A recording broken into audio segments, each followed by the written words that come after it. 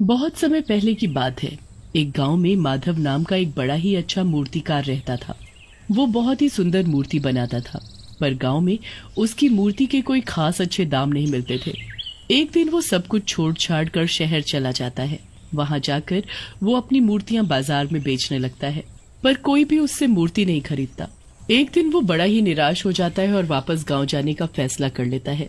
पर तभी उसके पास एक लड़की आती है। अरे, ये मूर्ति तो बड़ी ही सुंदर है, कितने की है? अरे मैडम, आप जो मर्जी दे दो। इतने दिनों से मैं यहाँ बैठा हूँ, मेरी एक भी मूर्ति नहीं बिकी। ओह, ये तो बड़े ही दुख की बात है। अच्छा, मैं तुम्हारी एक मदद कर सकती हूँ। मेरी शोपीस की बहुत ही बड़ी दुकान है और मैं उसमें मूर्तियाँ भी बेचती हूँ। तुम चाहो तो मैं तुम्हें काम पर रख सकती हूँ। दुकान के नीचे गोदाम है, तो तुम वही मूर्तियाँ बनाना और मैं उन्हें अपनी दुकान में बेच दूंगी। ये तो ये तो बड़ी अच्छी बात है मैडम जी। आपका ये एहसान मैं कभी नहीं भूलूंगा। बस फिर सीमा माधव को काम पर रख लेती है और माधव उसी दुकान के नीचे बने गोदाम में मूर्ति बनाना शुरू कर देता है। सीमा काफी अच्छे दामों में माधव की बनाई मूर्तियां अपनी दुकान पर बेचने लगती है। उसकी बनाई मूर्तियों की डिमांड काफी ज्यादा बढ़ने लगी थी। एक दिन सीमा की दुकान पर एक सेठ आदमी आता है।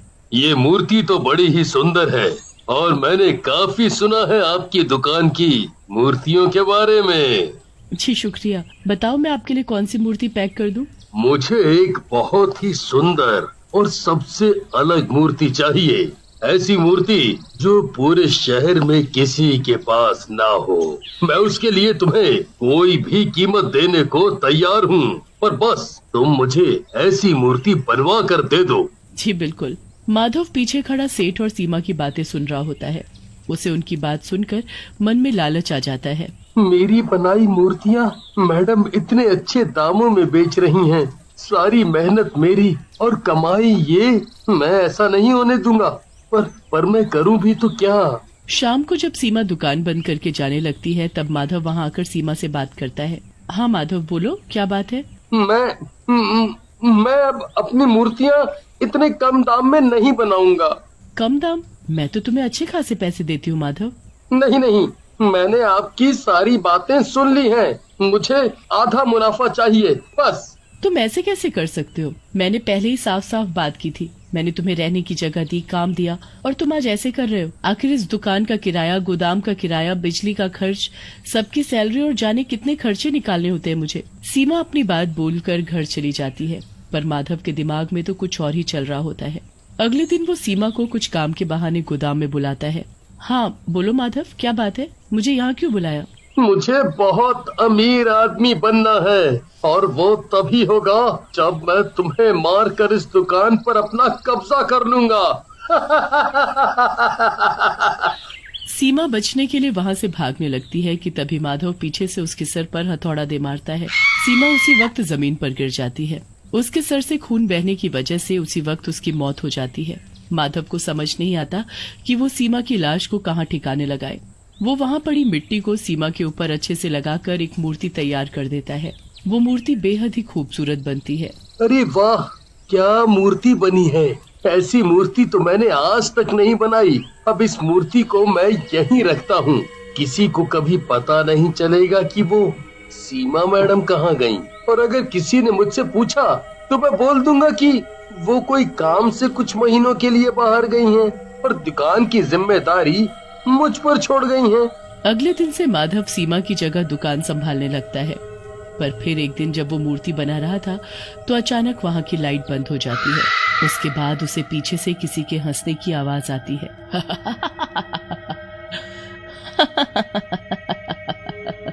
कौन है यहाँ? माधव को अंधेरे में कुछ नहीं दिखता। वो अपनी जेब से माचिस निकालता है और एक तिल्ली जलाता है। जैसे ही थोड़ी रोशनी होती है तो उसे मूर्ति की जगह एक चुड़ैल दिखाई देती है। माधव जोर से चिल्लाता है और उसके हाथ से जलती हुई माचिस की तीली छूटकर नीचे गिर जाती है। माधव बहुत डर जाता है और तभी लाइट वापस आ जाती है। अभी तो इस मूर्ति की जगह एक चुड़ैल थी और ये तो वही मूर्ति है जिसमें मैंने सीमा मैडम को बंद किया हुआ है। कहीं ये चुड़ैल तो नहीं बन गई? नहीं, ऐसा कैसे हो सकता है? ये सब मेरा वहम है। माधव घर जाकर सो जाता है। उसके जाने के बाद वो मूर्ति हिलने लगती है और फिर से एक चुड़ैल में बदल जाती है। इससे क्या लगा, ये इसका वहम है। अब मैं आ गई हूँ अपनी मौत का बदला लेने। चुड़ैल वहां रखी सारी मूर्तियों को एक एक करके तोड़ देती है। बहुत घमंड हो गया है ना इसे अपनी मूर्तियों पर। अब देखती हूँ कैसे ये अपनी मूर्तियों को मेरी दुकान में बेचेगा। चुड़ैल सारी मूर्तियां तोड़कर वहां से चली जाती है। सुबह जब माधव आता है तो सारे गोदाम में टूटी हुई मूर्तियां देखकर दंग रह जाता है। सभी मूर्तियों के टुकड़े टुकड़े हो रखे थे, पर बस एक ही मूर्ति बिल्कुल सही सलामत खड़ी थी, और वो वही भूतिया मूर्ति थी जिसमें सीमा का शरीर दफन था। ये कैसे हो सकता है? आखिर ये किसका काम है? जरूर रात को यहाँ कोई चोर आया होगा। माधव ऊपर दुकान में जाकर बैठ जाता है। अरे भाई, मैंने 4 दिन पहले एक मूर्ति का ऑर्डर दिया था, तैयार है क्या? वो तो कल रात ही टूट गई, अब क्या करूं? अरे क्या हुआ भाई, कुछ तो बोलो। जी, वो अभी उसमें कुछ काम बाकी है, आप उसे 2 दिन बाद ले जाना। अरे मुझे वो मूर्ति आज ही चाहिए थी। मैंने तुम्हें बताया भी था कि मुझे वो किसी को तोहफे में देनी है। अब वो तैयार नहीं है तो रहने ही दो, मुझे नहीं चाहिए। अरे अरे पर आप रुकिए तो। ग्राहक उसकी बात सुने बिना ही चला जाता है। पूरे दिन ऐसे ना जाने कितने ग्राहक गुस्सा होकर वापस चले जाते हैं। अब माधव के साथ रोज रोज अजीब घटनाएं होने लगती हैं। कभी उसे गोदाम से हंसने की आवाज आती, तो कभी उसे वहाँ कोई लड़की भागती हुई दिखती, और रोज उसकी बनाई मूर्तियां टूटी हुई मिलती। माधव को पूरा यकीन हो जाता है कि उस मूर्ति में ही कुछ है जिसमें उसने सीमा को बंद किया है। फिर शाम को वहाँ वही सेठ आता है जो 1 महीने पहले अपनी मूर्ति का ऑर्डर देकर गया होता है। अरे वो लड़की कहाँ गई? जी, वो तो किसी काम से कुछ महीनों के लिए बाहर गई हुई हैं। मैंने तो उसे एक मूर्ति का ऑर्डर दिया था। मैंने उसे मुंह मांगी कीमत देने को भी कहा था, पर वो तो चली गई। क्यों ना मैं इसे वही मूर्ति दे दूं? इससे मेरा उस मूर्ति से पीछा भी छूट जाएगा और मुझे उसके अच्छे पैसे भी मिल जाएंगे।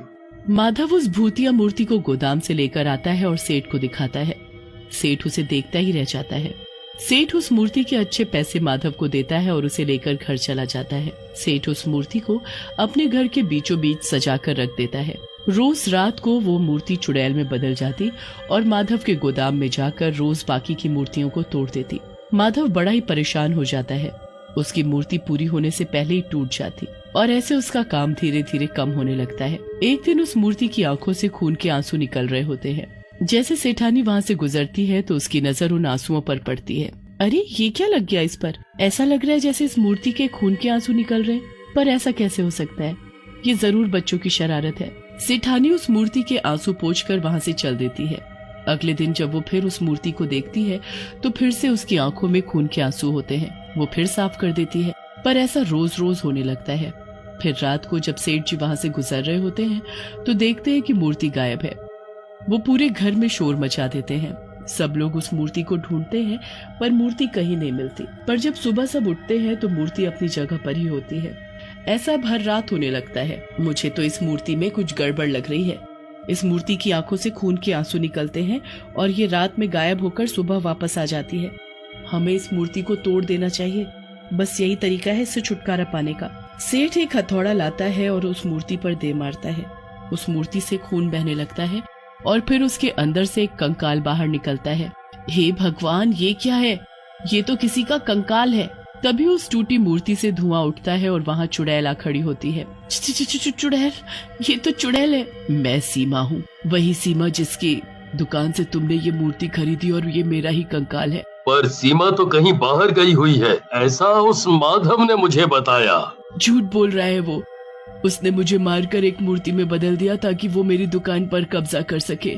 आज तुमने इस मूर्ति को तोड़कर मुझे मुक्ति दे दी, पर मेरी आत्मा को तब तक शांति नहीं मिलेगी जब तक मैं उस माधव से बदला नहीं लूंगी। हे भगवान, उस माधव ने एक लड़की के साथ इतना बुरा किया। मैं उसे उसके किए की सजा दिलवा कर रहूंगा। नहीं, उसे तो मैं मारकर खुद सजा दूंगी। उसकी सजा तो मौत से भी बदतर होनी चाहिए। उसे तो जिंदगी भर जेल में सड़ना चाहिए। हाँ, बिल्कुल सही कहा आपने। अगले दिन सेठ पुलिस को सारी बात बताता है। पुलिस छानबीन करती है तो माधव का सारा सच सामने आ जाता है। उसे उम्र कैद की सजा मिल जाती है और सीमा को इंसाफ और मुक्ति।